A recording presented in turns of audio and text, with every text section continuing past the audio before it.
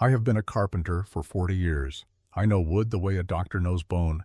By touch, by sound, by the way it behaves under pressure, it did not ask for. I have built cabins and barns and fence posts and church pews and, when the occasion required it, coffins. I have built things that lasted and things that did not. After enough years, you learn to tell the difference before you drive the first nail. I thought that knowledge was enough. I thought 40 years of cutting and joining and listening to timber meant I understood what made a structure sound. Then a German widow showed me I had been asking the wrong question my entire life. Her name was Martha Voss. She came to Kansas in 1874 with her husband Heinrich, the way most people came to Ellis County in those years, by railroad, by hope, and by a determination that had not yet been tested by a full winter on the open plains. They filed on 80 acres of grassland 7 miles west of Hays City, built a cabin from cottonwood and pine hauled in from the lumber yard, and began the slow work of making something from almost nothing. Heinrich was a quiet man, methodical. He did not talk much, but when he did, it was worth listening to. I built him a barn in the spring of 1878, and I remember the way he walked the foundation before we broke ground, measuring with his eye rather than a string line. He was right to within half an inch on every wall. Some men carry precision the way others carry a pocket watch, naturally, without effort. Heinrich was like that. Martha was different. She did not talk much either, but the silence came from a different place. Heinrich's silence was the silence of a man content with what he was doing. Martha's silence was the silence of a woman watching everything, filing it away, turning it over slowly like a stone in a riverbed. Her English was careful and deliberate, heavy with the accent of the Bavarian countryside she had left behind. People in town sometimes finished her sentences for her before she could get there herself. She let them do it. She did not correct them. She simply waited until they were done, and then said what she had been going to say anyway. I think I understand now why she did that. She had learned early that arguing with people who were not listening was a waste of words, and she needed her words for other things. In July of 1882, Heinrich Voss died of typhoid fever. He was sick for 3 weeks. There was nothing unusual about it. Typhoid moved through the settlements that summer like a slow fire, taking the old and the young and some in between. Dr. Hennessy did what he could. It was not enough. Heinrich died on a Thursday quietly, in the way that he had done most things, and I built his coffin from pine boards on a Friday morning and had it ready by afternoon. I remember driving out to the Voss place with the coffin in my wagon. Martha came out to meet me at the gate. She helped me carry it inside without being asked. We did not speak much. There was not much to say that the silence wasn't already saying better. At the funeral on Saturday, she stood at the graveside with her hands folded in front of her and did not cry. People remarked on this afterward, in the way that people in small communities remark on things they do not fully understand. Some said she had not loved him. Some said she was cold. Some said the Germans were like that. I did not say anything, because I had seen her face when we carried the coffin in, and I knew that what people were calling coldness was something else entirely. It was the face of a person who had already spent her grief in private and was not going to spend it again in public for the benefit of an audience. She was 34 years old. She had been in Kansas for 8 years. She had 80 acres of land with a mortgage of $200 against it, a cabin that needed the south wall repaired before winter, a kitchen garden, 4 chickens, and a milk cow named after a river in Bavaria that I cannot now recall. She had no children. She had no family within 200 miles, and she had a winter coming that she was going to face alone for the first time in her adult life. In September of that year, she came to my shop in Hays City. I remember it was a Tuesday because I was working on a door frame for the Hoffman store, and Clara Hoffman had been particular about the measurements, and I was being careful. Martha came in and stood in the doorway for a moment, looking at the work, and then asked me what I would charge to repair the south wall of her cabin before the cold came. I put down my plane and thought it through. New lumber, labor, 2 days of work at minimum. The south wall had been failing since the spring. I had noticed it when I drove past in May. It needed more than patching. $35, I said. She was quiet for a moment, not the silence of someone calculating. The silence of someone who already knows the answer and is deciding whether to let on. "Thank you, Mr. Brandt," she said, and she left. I watched her walk back down the main street toward the livery where she had tied her horse, and I thought, she does not have $35. She would not have come to ask if she had $35. And I thought, the way you think about things that are not quite your business, that she would find some way to manage. Borrow from someone, perhaps. Sell something. That was what people did. What I did not think was that she would solve the problem in a way that none of us had considered. The winter of 1882 arrived early and without apology. By the middle of October, the temperature was dropping below freezing at night, and the wind off the open grassland came in from the northwest with nothing between it and the cabin walls but 90 miles of flat country. Ellis County sits on the high plains, and the high plains in winter are not interested in the preferences of the people who have chosen to live on them. The wind is not dramatic about it. It does not howl or rage in the way that people who have not experienced it tend to imagine. It simply pushes steadily and without rest, finding every gap in every wall and every seam in every roof, and taking the heat that families have worked all day to build up and carrying it off into the dark as if it belonged to the night rather than to the people inside. A cabin of the kind most settlers built in Ellis County in those years, 20 by 24 feet, walls of 1-inch pine planking on a simple frame, a wood-burning stove in the center, a single layer of roof boards with cedar shingles above, required between 7 and 8 cords of wood to carry a family through a full winter. A cord of wood cost between $4 and $5 at the lumberyard in Hay City, depending on the season and the supplier. That meant a family needed between $30 and $40 simply to stay warm from November to March. This did not include food, clothing, seed for the following spring, or any of the 100 other things that kept a homestead from going under. For a family with 2 incomes and a good harvest, it was manageable. For a widow with a failing wall and a $200 mortgage and no harvest to speak of because she had spent July nursing a dying man instead of bringing in wheat, it was not. Marta could afford 3 cords, perhaps 4 if she was careful about other things. In a normal winter, 4 cords in a cabin like hers would carry her to February and no further. And 1882 was not shaping up to be a normal winter. I did not know any of this at the time. I learned it later, the way you learn most things about your neighbors, slowly and later than you should have. What I did know, because the whole town knew it by December, was that Marta Voss had moved out of her cabin and was living in the old root cellar on the back of her property. The cellar had been there before the Vosses. It had been built in 1871 by a man named Garfield, no relation to the general as far as anyone knew, who had filed on the land, built the cellar to store vegetables through his first winter, and then decided by the following spring that Kansas was not for him and moved back east. The cellar sat unused for 3 years before Heinrich and Marta arrived and began using it for its original purpose: potatoes in November, turnips and carrots and dried beans through the cold months, a cool place in summer for the milk pails. It was 16 feet wide and 20 feet long, dug 4 feet into the earth, with walls of limestone blocks 2 feet thick and a roof of heavy timber planking covered with a foot of packed earth and sod. The door faced south and was made of oak, hung on iron hinges that had rusted to the color of old blood. There was no window. There was no floor except packed dirt. There was a drainage channel cut around the perimeter that the original builder had put in to carry groundwater away from the stored vegetables, and it still functioned well enough. By any measure, it was a place to keep vegetables, not a place to keep a person.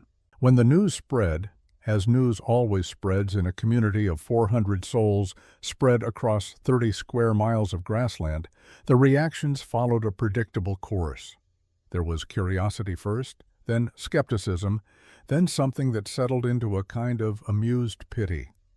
At Clara Hoffman's general store, I heard two farmers discussing it over the Cracker Barrel one Saturday in December. "Widow Voss has moved herself underground," one of them said. "Like a badger," said the other, and they laughed. Not cruelly, but in the way that men laugh at things they don't understand and are not sure how to feel about. Clara Hoffman herself was more measured. She mentioned it to me when I came in for nails that same week.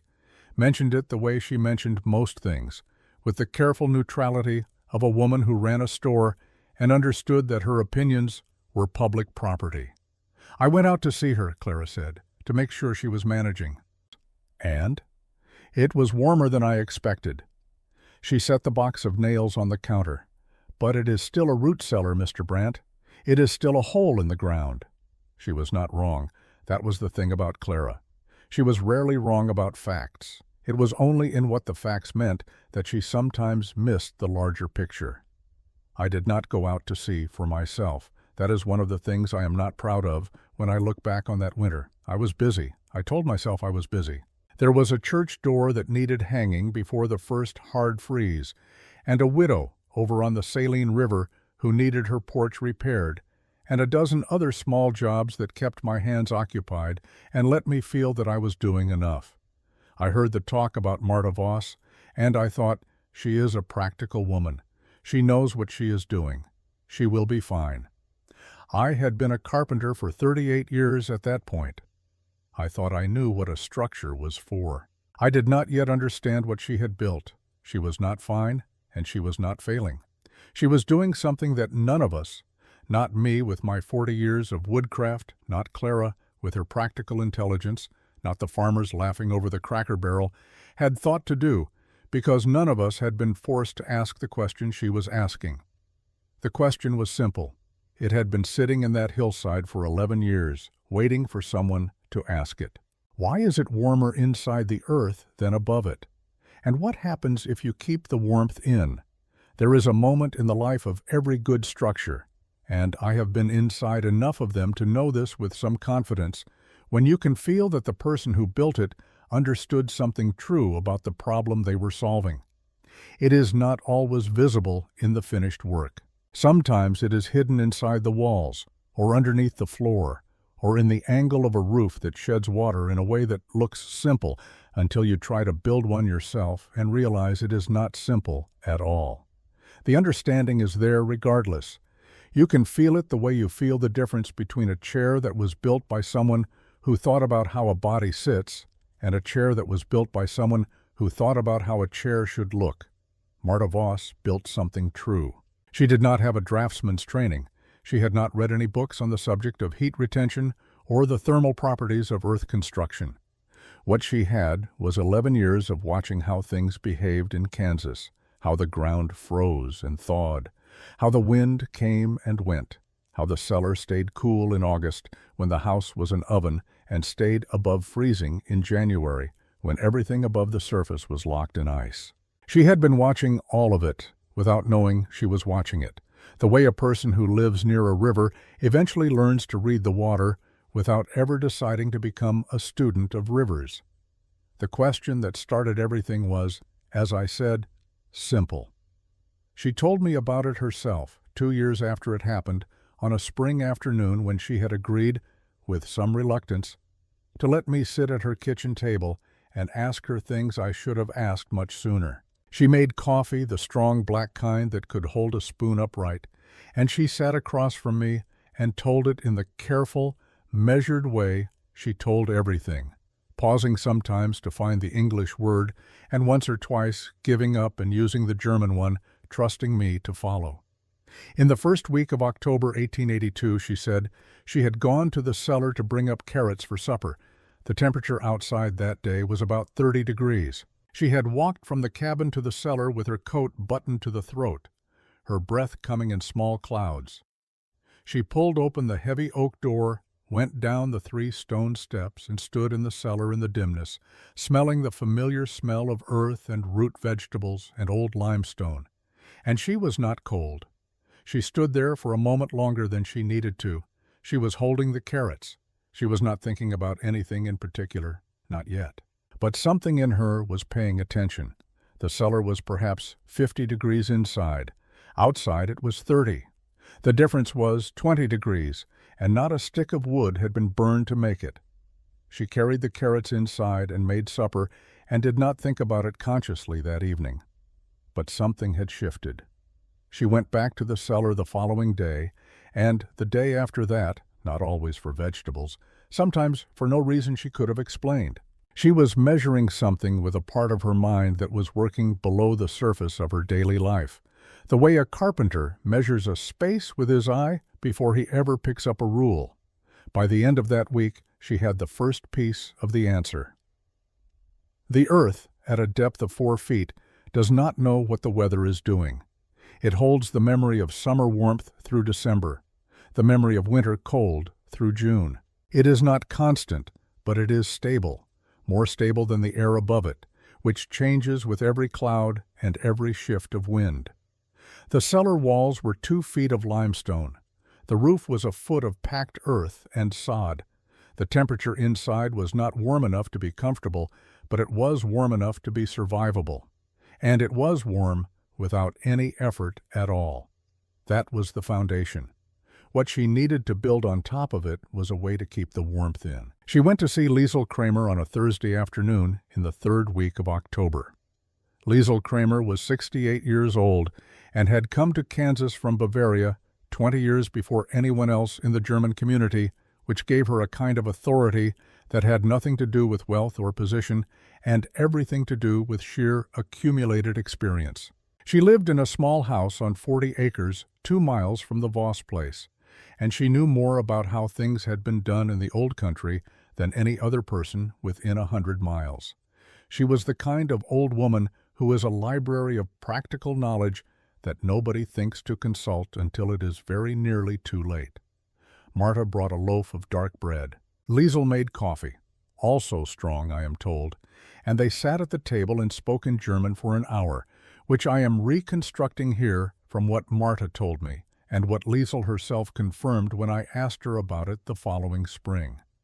Marta asked about the old practice of insulating grain storage buildings in Bavaria. She was specific in her question, which is how I know she had already been thinking carefully. She did not ask, "How do you keep a building warm?" She asked, "How did people keep grain from freezing in stone buildings without heating them?" The distinction mattered. A heated building is a different problem from a passively warm building. Marta had already understood that she was not trying to add heat. She was trying to stop loss. Liesl knew what she was asking about. Strohisolierung, she said, straw insulation. The practice was old, older than anyone could trace, and simple in the way that old practices are simple, not because they require little thought, but because they have been refined by generations of people who had time to notice what worked and what did not. The method was this. You build 2 walls with a gap between them. You pack the gap with dry straw, pressed tight so that it does not settle. The straw, dead, dry, with the moisture drawn out of it by the summer sun, holds within it thousands of tiny pockets of air that are going nowhere. Air that does not move does not carry heat away. It sits still and acts as a barrier between the warm inside and the cold outside. Liesl's father had used it in his grain barn. His father before him had used it. The straw itself was not magical. It was simply a way of creating what Liesl called tot Luft, dead air, trapped in a space too small for it to circulate. And dead air, she said, holds warmth better than any wood wall you can build, because wood, even thick wood, has grain, and grain has movement, and movement carries cold. Marta listened to all of this without interrupting. She drank her coffee. When Liesl was finished, she asked one more question. Had anyone used it in a cellar? Liesl thought about it. Not for a building you lived in, she said. For grain storage, yes. For a dwelling, she didn't know. She had never heard of it being done. Marta thanked her for the coffee and the bread and walked back to her farm in the October wind. She spent 3 days with a pencil and the backside of an old flour sack before she was satisfied. I have seen the calculations. She showed me that same spring afternoon. They were not formal engineering drawings.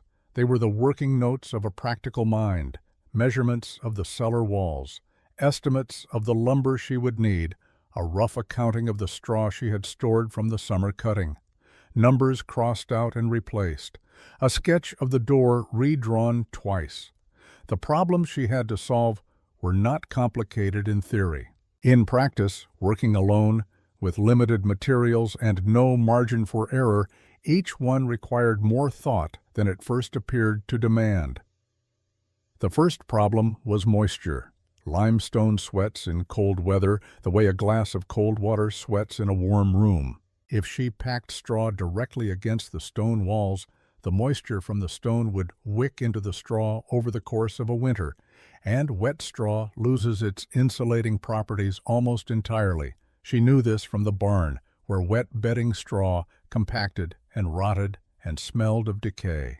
She needed to keep the straw dry. Her solution was to build the inner frame wall first, set 4 inches away from the stone, and pack the straw into the gap from the top with a narrow board she could remove and replace.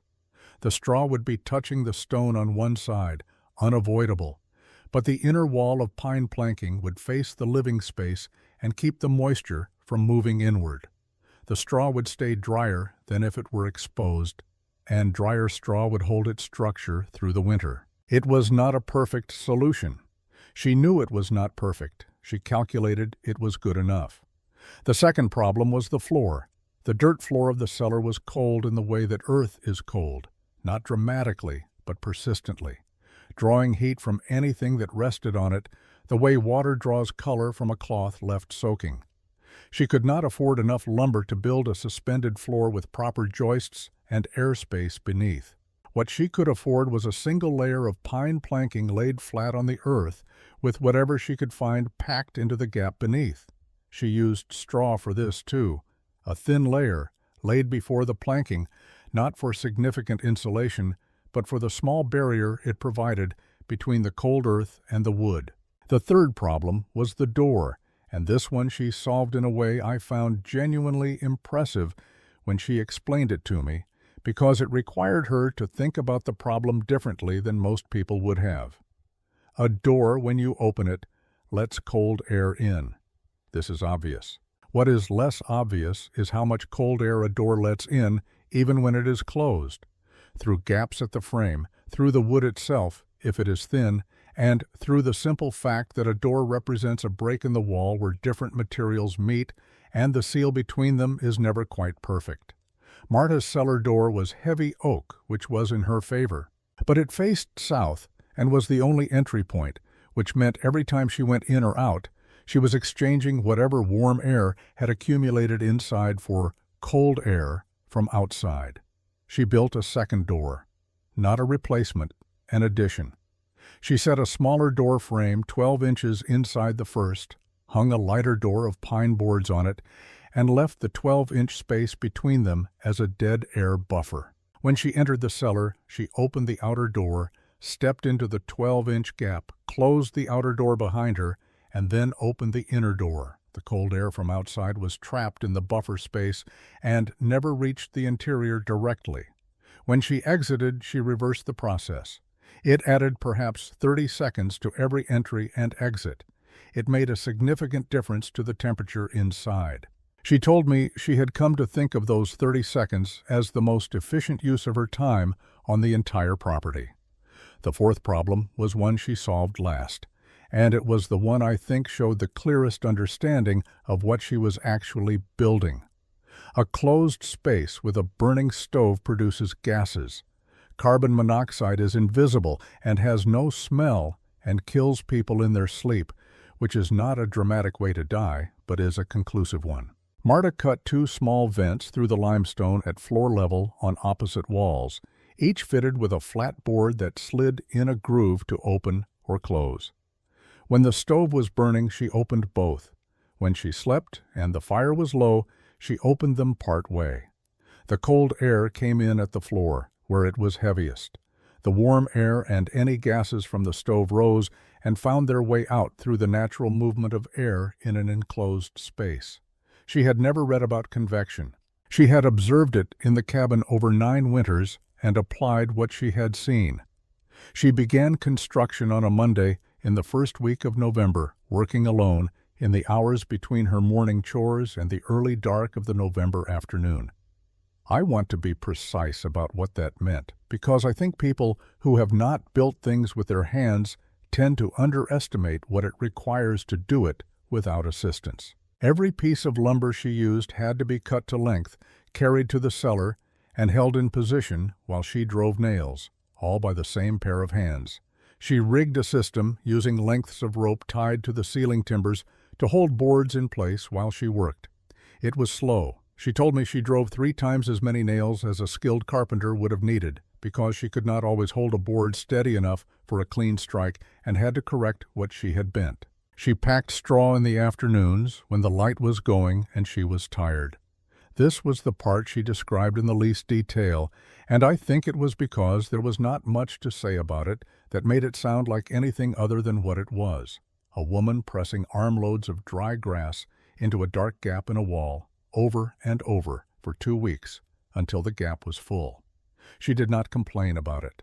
She did not, as far as I could tell, spend much time thinking about whether it was dignified or appropriate, or what people might say. She thought about whether it would work. Liesel Kramer came by once on a Wednesday afternoon in the 3rd week of November and stood in the cellar doorway looking at the inner wall with its pine planking and the small vents at floor level and the double door frame. She did not say anything for a long moment.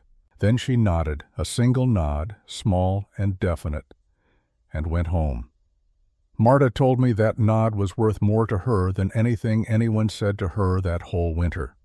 On the 3rd day of December, she moved out of the cabin. The first thing she discovered was that she had underestimated the smell. Not an unpleasant smell, she told me. She was careful to say that. The cellar smelled of limestone and earth and dry straw, the same way a barn smells of hay and timber and the warm animal breath of the things living in it. It was not a bad smell, but it was a constant smell, present in a way that the open air of a cabin never is, and for the first several days it was the thing she was most aware of when she woke in the mornings. More than the temperature, more than the darkness, more than the silence of being alone in a space with no windows and no view of the sky. She had slept her first night on a corn-husk mattress laid on the pine planking, with 2 wool blankets and her coat draped over her feet. The stove, a small cast-iron box stove she had carried from the cabin on the back of a flat board, scraping it across the frozen ground, had burned through the night on 2 pieces of split oak. When she woke at 5 in the morning, her breath was not visible. That was the first thing she checked. In the cabin, even with the stove burning full, you could see your breath on a cold December morning. In the cellar, on the 3rd of December, with the outside temperature at 18 degrees, she could not see her breath. She lay there for a moment and looked at the plank ceiling above her, the old timber of the original cellar roof, dark with age, and did the arithmetic. 2 pieces of oak, 18 degrees outside, breath invisible inside. The cabin would have needed 8 pieces to achieve the same result, and it would not have achieved the same result. She got up and started the morning. The construction problems did not end when she moved in. In some ways, they became more apparent once she was living inside the thing she had built, because living inside a structure reveals what you cannot see from outside it. The first problem announced itself on the 5th of December. She noticed it in the evening, when the light from the oil lamp she kept on the small shelf she had nailed to the inner wall threw shadows across the plank floor at a low angle. The shadows showed her something she had not seen before, a thin, dark line running along the base of the north wall between the bottom of the pine planking and the floorboards. A gap. Not large, perhaps a 1/4 inch, but consistent, running the length of the wall. She put her hand to it and felt the cold. Not drafty cold, not wind coming through, but the steady, patient cold of outside air finding its way in at the lowest point of the room. Cold air is heavy. It settles. It comes in at the bottom of things if you give it any opening at all, and this gap, small as it was giving it an opening. She had not planned for this. The inner wall frame had been built to sit on the plank floor, and she had not accounted for the way green lumber, which was what she had, the lumber yard in Hay City, not always having the luxury of properly seasoned stock, would move slightly as it dried and settled in the first weeks after construction. The frame had shifted perhaps 3/16 of an inch toward the center of the room as the wood adjusted to the dry air of the cellar interior. 3/16 of an inch was enough. She thought about it for an evening. The next morning she unpacked the remaining straw from the small pile she had saved against unforeseen needs, twisted it into loose ropes the way she had seen her mother pack gaps in window frames in Bavaria, and pressed it along the base of the entire inner wall. Then she mixed a small quantity of clay. She had a deposit of it at the base of the hillside behind the cellar, the kind of gray-blue clay that holds its shape when dry, with enough water to make it workable, and pressed it over the straw with her fingers, smoothing it into the gap and up onto the plank surface on both sides. She did this on a Saturday. By Monday, the clay had dried hard and the gap was sealed. She lost no meaningful warmth through the base of that wall for the rest of the winter. The second problem was subtler and took her longer to diagnose. By the middle of December, she had established a routine with the stove. 2 pieces of oak in the evening before sleep. 1 piece in the morning, pouring, to take the edge off the night's accumulated chill. Through the day, nothing. The cellar held its temperature well enough on its own if the vents were partially closed and she was active enough to generate some warmth herself. This was, she calculated, consuming just over a cord of wood per month. She had 4 cords. She was, for the moment, ahead of her arithmetic. But she noticed, toward the 3rd week of December, that the temperature in the mornings was lower than it had been in the first week. Not dramatically, perhaps 5 degrees on the coldest nights. She thought at first that it was simply the season deepening, which was true, but she suspected there was something else as well. She found it on a morning when she woke before the lamp and lay in the dark, listening. There was a sound she had not been hearing before or had not been paying attention to, a faint, irregular ticking from the direction of the north wall, not loud, not alarming, but present. She lit the lamp and went to look. The clay she had used to seal the base of the wall was intact, but 2 feet up, where the pine planking met one of the vertical frame members, she found a crack she had not put there. The lumber had continued to move as it dried, this time a different piece in a different direction, and had opened a small separation at the joint. She put the lamp close to it and watched the flame. It moved, faintly, but it moved.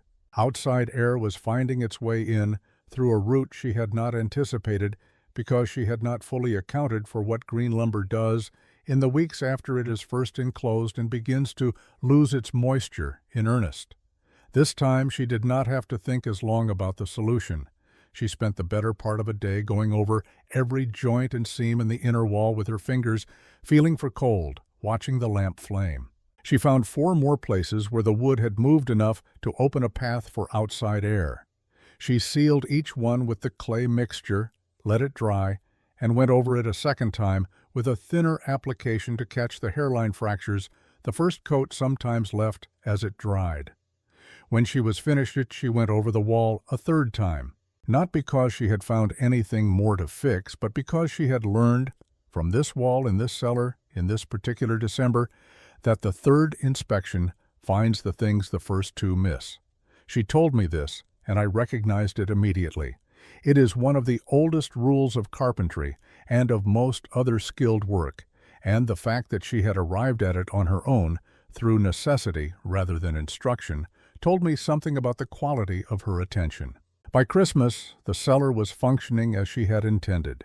She had established her life inside it with the methodical economy of a person who understands that small spaces reward organization and punish carelessness.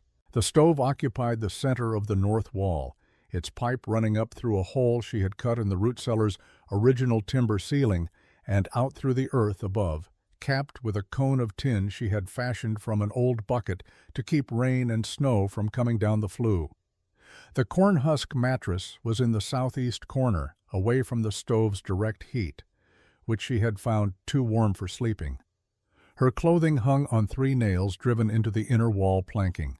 Her food stores, what remained of the summer's canning, dried beans in cloth sacks, a wheel of hard cheese wrapped in cloth, flour in a sealed tin, were ranged along the south wall, away from the moisture that occasionally appeared on the limestone of the north and east walls after a rain. She had, by a process of small adjustments made over 6 weeks, turned a root cellar into a dwelling that was, by the standards of Ellis County in the winter of 1882, remarkably efficient. She was using less than 1/3 of the wood a cabin her size would have required. She was warm enough to sleep without her coat. She was not sick. Her hands and feet, which had suffered from the cold in the cabin during the previous 2 winters, a low, persistent ache in the joints that she had come to accept as a feature of winter life, had stopped aching. She did not remark on any of this to anyone. She went to town on Saturdays for the few things she needed, spoke when spoken to, and returned to her farm. She attended church on Christmas morning, sat in her usual pew, and sang the German hymns that the congregation still used for the Christmas service because half the families in the county had come from German-speaking places, and the old words in the old language were the ones that meant what they were supposed to mean. She did not tell anyone what she had built or what it was doing, partly because people had already formed their opinions, and she saw no particular advantage in arguing with them, partly because the kind of knowledge she had, practical, specific, arrived at through observation and adjustment, and clay pressed into gaps with bare fingers in a cold cellar, was not the kind of knowledge that translated easily into conversation at the church door on a December morning, and partly, I think, because she was not yet certain herself that it would hold. January came in quietly. The first 3 days of the new year were almost mild. Temperatures in the 20s, a light wind from the southwest, the kind of brief respite that the plains sometimes offer in early winter before demonstrating that it was not a change of intention but merely a pause. The grassland lay flat and pale under a thin cover of old snow. The sky was a shallow gray without character or drama. On the 4th of January, the wind shifted. It moved from southwest to northwest in the course of a single afternoon, and when it came from the northwest, it brought a different quality of cold with it, drier, harder, with none of the moisture that the southwest wind carried. The temperature dropped 12 degrees between noon and sundown. By the time Marta had finished her evening chores and secured the barn, the thermometer she kept nailed to the outside of the cellar door read 4 degrees above zero. She noted it in the small ledger she had been keeping since November. Temperature, morning, and evening. Wood consumed. Any observations worth recording. She had been keeping the ledger not from any formal intention, but because the numbers were important to her calculations, and she did not entirely trust her memory for figures. 4 degrees above zero on the 4th of January. She wrote it down, went inside through the double door, and latched it behind her. Over the following 4 days, the temperature did not rise above zero. It dropped instead.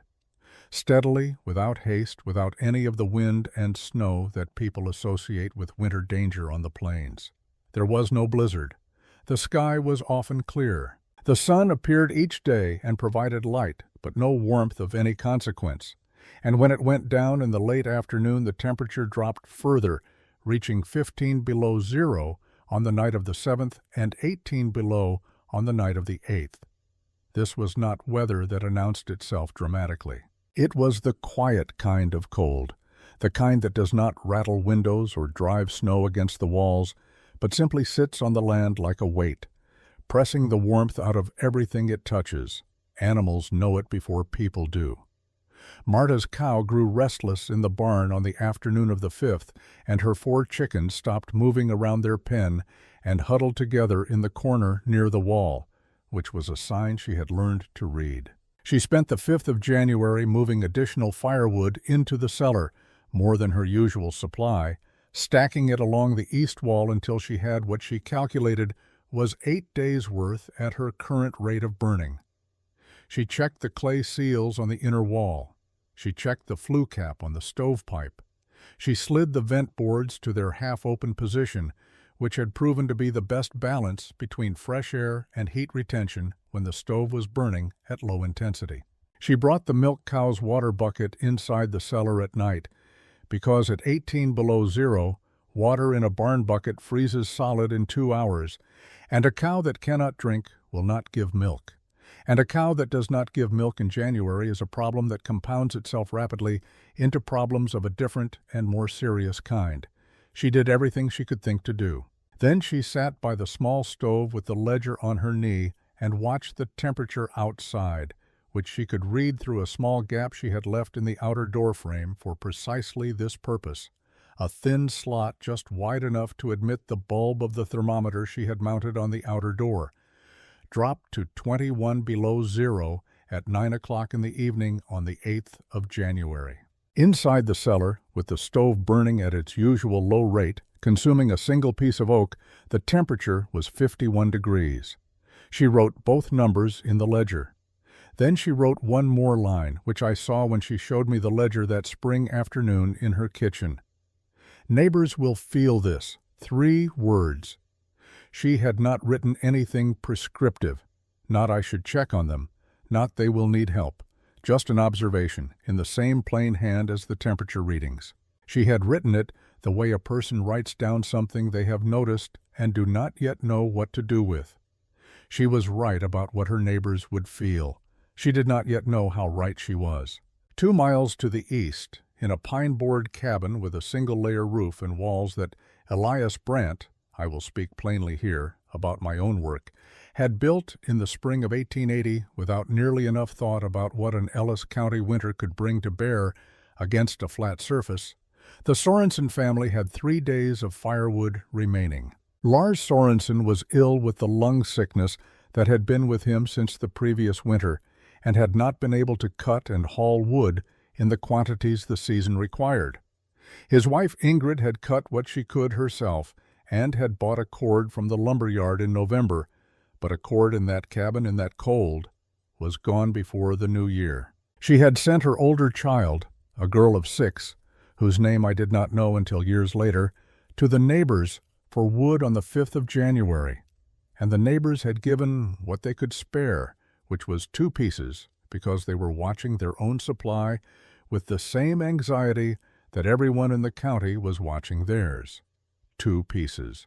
Ingrid Sorensen stood in her cabin on the evening of the 8th of January, with the temperature outside at 21 below zero and the stove burning the last of what she had, and looked at her 2 children and her sick husband, and arrived at the arithmetic that Marta had arrived at in September, but under circumstances that left considerably less time for creative thinking. She knew about the cellar. Everyone in the county knew about the cellar by now. She had heard it discussed at church and at the store, and she had formed the opinion that most people had formed, that it was a strange and slightly undignified arrangement that the widow Voss had been driven to by hardship, and that a proper home was a proper home and a hole in the ground was something else entirely. She stood at her window and looked out at the flat darkness of the frozen grassland, and thought about this opinion for a long moment. Then she thought about her children. She came in the afternoon. That is the detail I want to set down correctly, because it matters in a way that is easy to lose if you tell the story carelessly. Ingrid Sorensen did not arrive at Marta Voss's cellar door in the dead of night, desperate and half-frozen, with no other option remaining.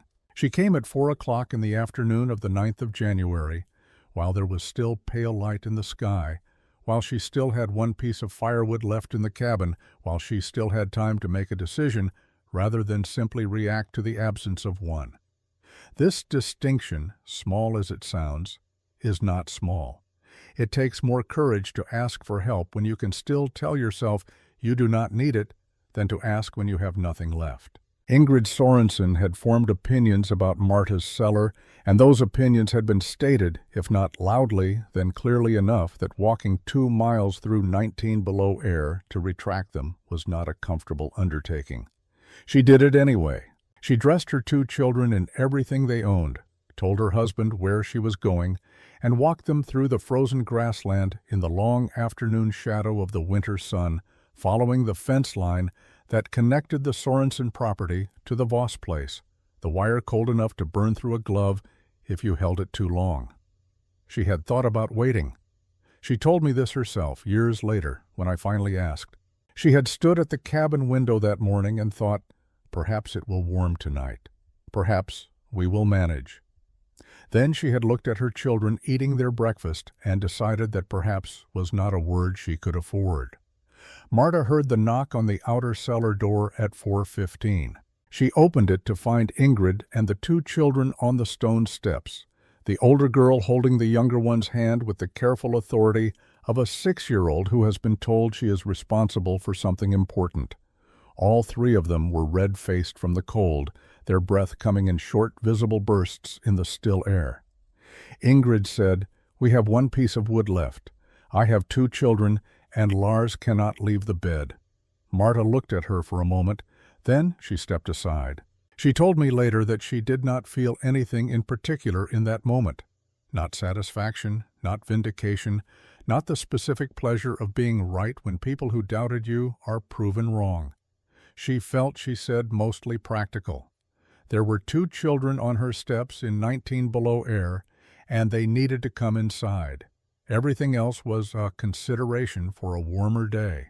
They came through the double door and into the cellar, and Ingrid Sorensen stopped moving for a moment in the way that people stop when a physical sensation contradicts what they have been expecting. The cellar was 53 degrees. It had been burning a single piece of oak since morning. The older child said something in Norwegian that Marta did not understand. Ingrid translated without being asked. "She says it is warm, like inside." Marta nodded. She moved her extra blanket from the shelf to the mattress, where the children could use it, and set a pot of water on the stove for coffee. They stayed 2 days. I want to be precise about what those 2 days looked like, because they were not dramatic.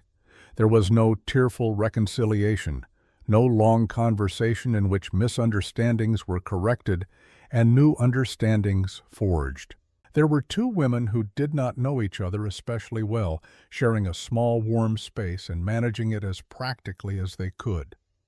On the first afternoon, Ingrid watched the way Marta managed the stove, the size of the pieces she used, the frequency with which she added them, the way she adjusted the vent boards when she put wood on, and again, an hour later, when the new piece had caught fully. She did not ask questions immediately. She watched first, which told me something about her when I heard it, because watching before asking is a habit of people who understand that the watching itself is a form of learning. On the evening of the first day, she asked, "You use so little wood," she said. Marta explained in the patient and somewhat laborious English she used when she was being precise, the principle behind the straw walls and the dead air, and the way the earth on all 4 sides of them was doing the larger part of the work. She explained the vents and why they were placed at floor level. She explained the double door and the 12 inches of buffer between the outside cold and the inside warmth.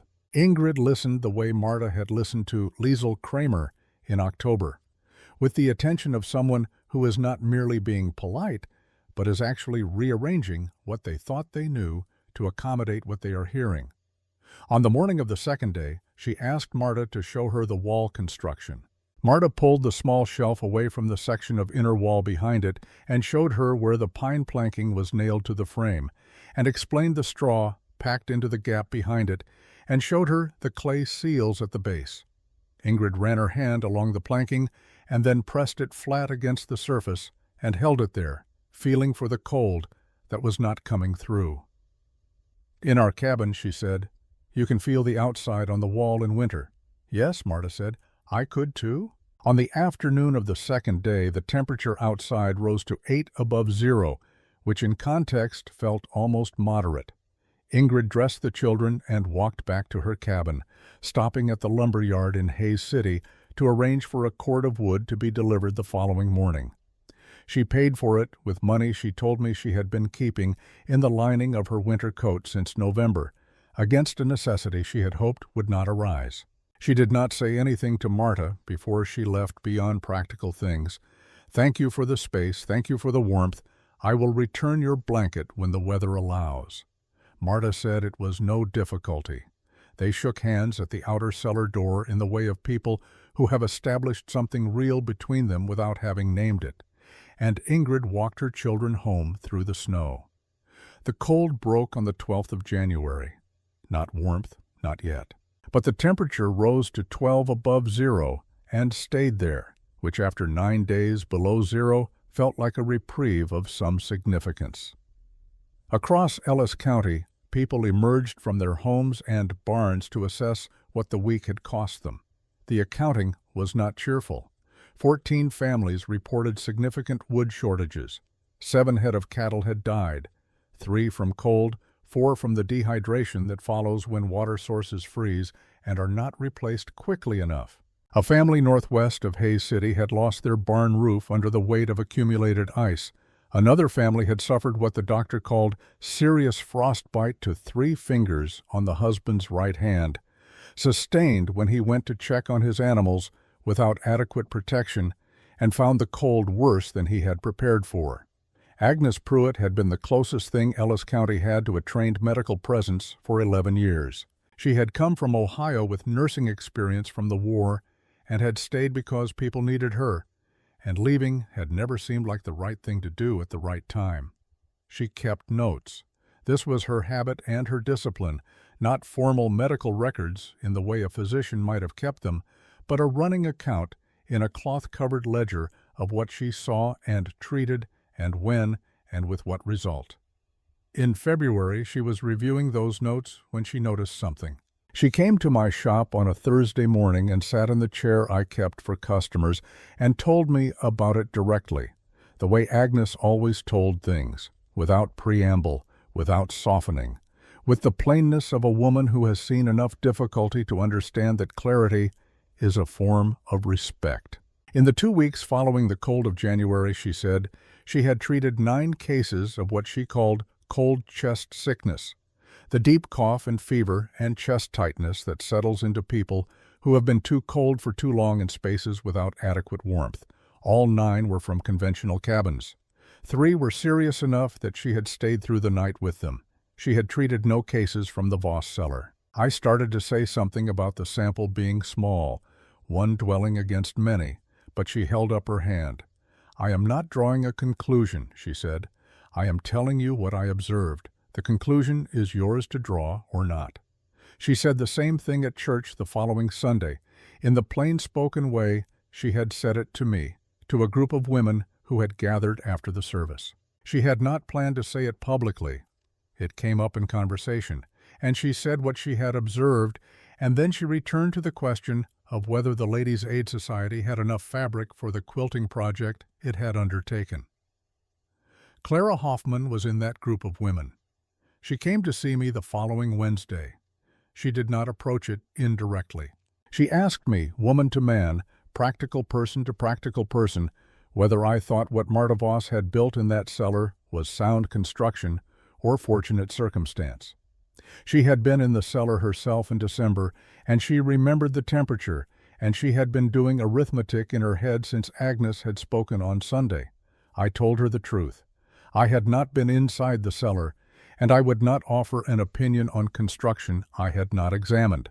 She told me to go examine it. I went on a Thursday in the middle of March, when the snow was beginning to pull back from the south-facing slopes, and the ground smelled of the cold water moving through it. Marta let me in without surprise, as if she had been expecting the visit, and had simply been waiting to see how long it would take. She made coffee and stood back and let me look. I was in there for an hour. I did what I always do in a structure I am trying to understand. I moved slowly. I used my hands. I paid attention to what I could hear as well as what I could see. I tapped the inner wall at intervals and listened to the sound change from the hollow knock of an airspace to the compressed sound of packed straw. I crouched at the base of the wall and ran my finger along the clay seals. I looked at the vent placement and thought about why she had put them where she had. I stood in the double-door gap with both doors closed and felt the temperature in that 12-inch space, colder than inside, warmer than out, a buffer doing exactly what she had designed it to do. I looked at the places where the lumber had moved, and she had resealed the gaps. I looked at the stovepipe and its clay collar where it passed through the timber ceiling. I looked at the fit between the inner wall frame and the floor, and the care she had taken at every joint to prevent the passage of air. It was not the work of a trained carpenter. The nailing was inconsistent, and some of the cuts were not square.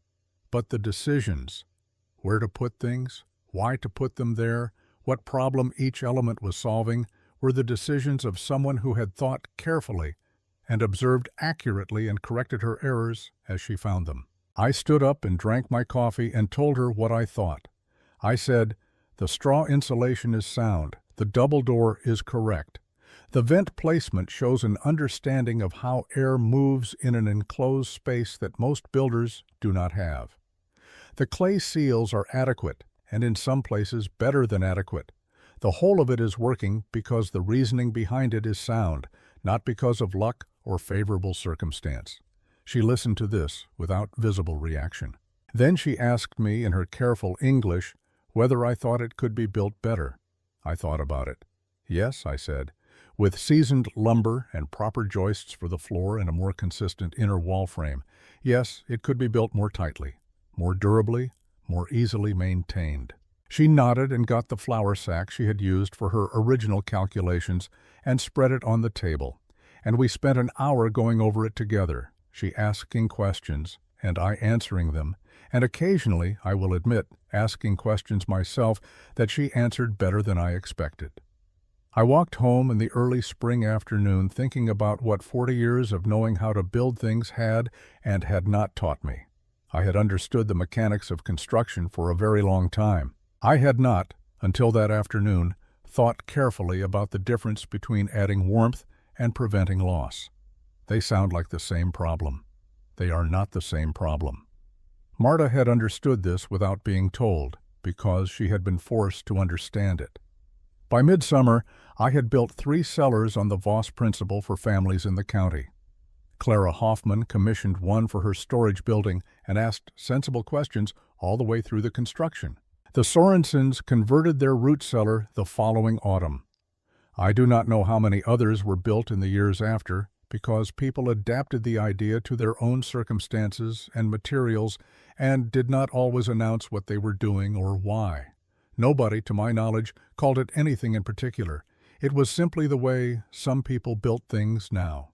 Marta never gave it a name. I asked her once, on that spring afternoon in her kitchen, what she called her method.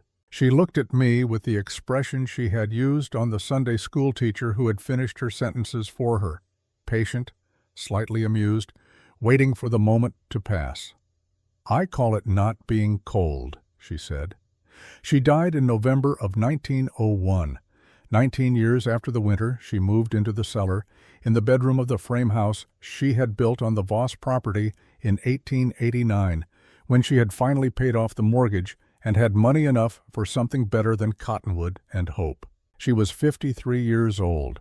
She had farmed her 80 acres alone for 19 years, and she had kept them. I was a pallbearer at her funeral, along with Lars Sorensen, recovered from his lung sickness, as it turned out, which Agnes Pruitt attributed in part to the 2 days he had spent in a properly insulated space when his own walls were failing him, and 2 other men from the county whose names I will not set down here, because they had not thought to ask about the cellar when it mattered, and I see no reason to give them credit in the record.